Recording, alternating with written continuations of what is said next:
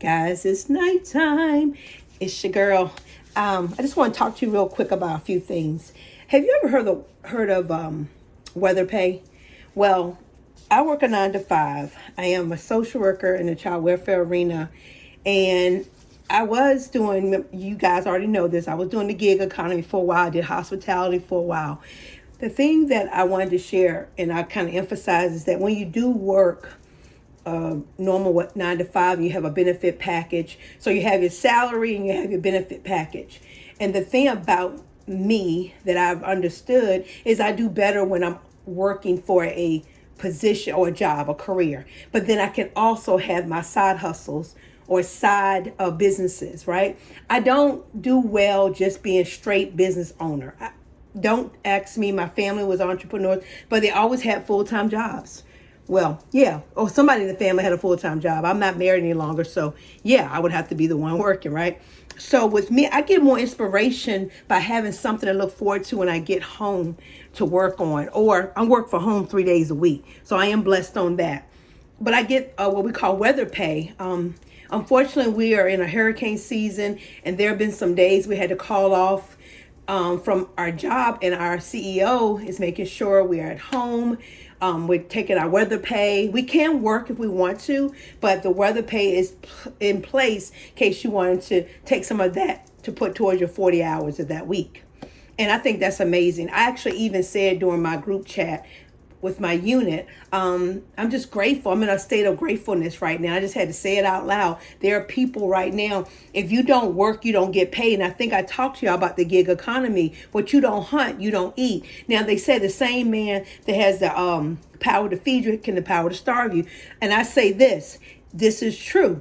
But you also need to feed yourself by having something that can generate monies in addition to your full-time career. Do I say go out and hustle, and grind? I don't believe in that any longer. I used to say that all the time. I'll sleep when I die, blah, blah. All that stuff from that multi-level marketing. Now, it had good things and bad things, and we'll do a whole segment on why I left multi-level marketing, but that's not the video for today. My video for today is just to talk about that I do enjoy a 9 to 5 over just doing gig work.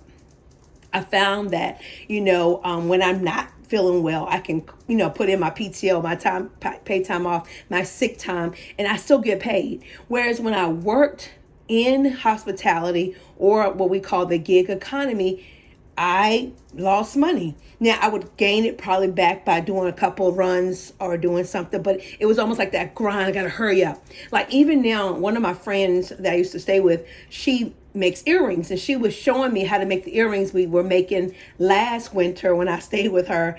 And I was sitting there going, oh my God, that's it. Was it 2022? Yeah, 2022, 2023, when I was staying there in South Carolina. And she was like, here, you do this and do that. And she was making a little video. Now I remember how to do the earrings. Well, guys, if you didn't know, I used to do t-shirts too. I used to sell detox teas. So I've always had that drive to have additional monies. I did go through a period from like 2013 to right around, I just got my new position 2023 for almost 13, wait a minute, let me do the math, 11 years, really like 10 years of my life. I kind of did my thing. I did use my retirement monies for that. And I did have to pay big chunks to the state, to the government during that time. Oh, it hurts thinking about it. But I did live sort of like without a lot of stress. And if you guys know anything about having a 9 to 5, you can get pretty stressed out. It depends what you're doing, right? A lot of people, right now, I love what I do. I have moments where I want to throw in the towel and I want to quit every day, because in child welfare, it's such a roller coaster ride with children. This is shea butter I'm using, guys. And my skin feels amazing and it smells good. I don't get any money from them, but this is OK Natural Mango Butter. Hydrate, great skin, and it does moisturize, but I digress. So with that said, yeah, but I do feel I serve a purpose. I minister to our families.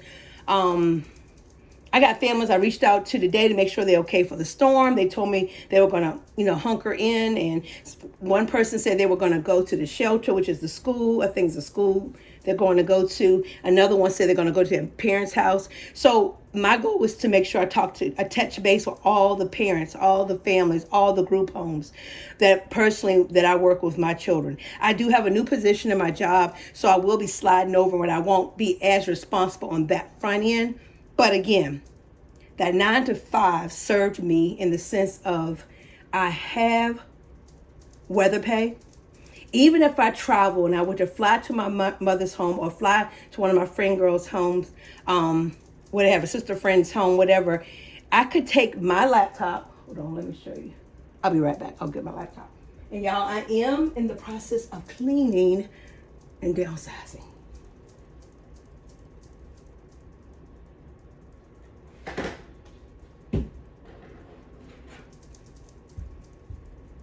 So here is my work phone. All right. Ooh, it's kind of dirty. This is my work phone, right? And this is my laptop, right? One of my things that makes me smile says social work makes me happy, paperwork not so much. And then another one, difference maker. Social worker because badass miracle worker isn't an official job title. I'm a social worker. What's your superpower? And God found some of the strongest women and made them social workers. Those things make me happy, but let me explain. I know some people say, oh, they just try to do that to mess with your mind. I am able to speak to humans in their flesh, young people, teenagers dealing with different things they're going through, talking with people who own group homes and making sure the kids are taken care of. That's a huge difference in my gig economy. I did deliver groceries, and there's nothing wrong with that. I did meet people. I did deliver food, and there's nothing wrong with that. I did take people back and forth, picking them up to their jobs, and it made a difference at the time. But I knew God wanted me to do more. So on my journey through the times from 2013 up until just recently, taking this full-time position again at my big old age, over 45 plus, I just discovered that this is my sweet spot. And I remember before I got my child welfare certification, we have to go through almost an 8 to 10 week class. And one of the things my instructors, and one in particular who was about to retire, she had started at 21. She doesn't tell us how old she is, but I'm pretty sure she's 60 probably. But from day one, 21 till whatever, she worked in child welfare. And she said, you're going to love it or you're going to hate it. And if you love it, you'll stay a little longer. You may advance. You may go get another title, not title necessarily, but maybe go back to school to get your master's degree or what have you. Or you'll hate it and you'll quit. Now, do I think, have I thought that way where I want to quit? I'm giving it a go. I'm getting my Indeed. I'm going to do the things. And then, I don't know. This is my revelation, maybe not yours or anyone else's, that God is saying, no, not now. I like my little dooflicky. I got this. It's like a bonnet. It's got satin inside and it ties right here. I could put it right here. Just looking at myself. Sorry guys, I'm digressing. I hope you guys are following what I'm talking. I hope you're understanding what I'm putting down. You get it? Are you picking up what I'm putting down? Okay. And so I didn't quit. I looked around. I do remember we had a squad of people that we came to class with. And that squad, 2 ladies left. Then out of that squad, we went to take our test, our exam. And out of that squad, 1 lady passed away. She overdosed on drugs. It was very sad. Really sad. And out of that squad, we got a couple people who have left. And out of my media squad at my agency, the team that came in with me, it was 4 of us. Wait a minute. Yeah, 5 total. With me, this other lady, another lady. Yeah, it was 4 of us. And out of the 4, only 2 of us are left. She and I are still within the mix of the agency. And when I say that, everyone's not built for this position in child welfare. It's not. But if I were working a gig job right now, while the hurricane season is going on, where they're telling you to stay in, they really don't want you to be out on the road, I would have been losing so much money. Now, to say that I could not gain it back, but being that I would have to go in harder to regain it, even down to the restaurants. Now, I think most of the restaurants are open, but what if they aren't? Then guess what happens? I don't get paid. I wouldn't have got paid. Because in restaurants, I didn't have a salary. I was hourly. And I guess I want to share with you, sometimes we want to jump out and say, I'm tired of this. I want to, call it quiet quitting, which I did a whole segment, and y'all can look through my videos and see that. And I'll do that again. I'm going to talk about that again. But I did want to say, being grateful, that's the thing for the week, or when we're on this 21-day spinning fast. If you're watching these videos and have seen my other videos on the fast, it's talk about being grateful and writing down a list of things you're grateful for, then writing all your debt, praying over your debt, all those things. So me leaving my 9 to 5, whatever, taking a break, then coming back to a 9 to 5, and then thinking about other things I could do that would require me to have a side business, a bit additional business, because I am a certified notary. I can get my real estate license, and actually I need to retake the test again one more time just to say I did it. But it's so many different skills you can have with the full-time position and still have, for me, having the health insurance, dental insurance, vision insurance, things that I need as I'm aging. I can't be out here hustling. My body can't take it. And I told someone else said, yeah, someone was saying, I think it was my niece, she's working full time, she's going to school for nursing, and she's just trying to work. And I'm like, I was talking to my mom, I said, we're not supposed to do that. We can't hustle, grind. And yes, she's younger, but as a young lady, she shouldn't have to work that hard. And she's in a sweet position. She lives with my sister, and my sister makes great money. She's a nurse. I mean, she does make very well. And she have low expenses. She has low expenses, meaning that she don't pay an astronomical price for anything she has. Now she's paid off most of her stuff. But I said all that to say, yeah, our bodies get tired.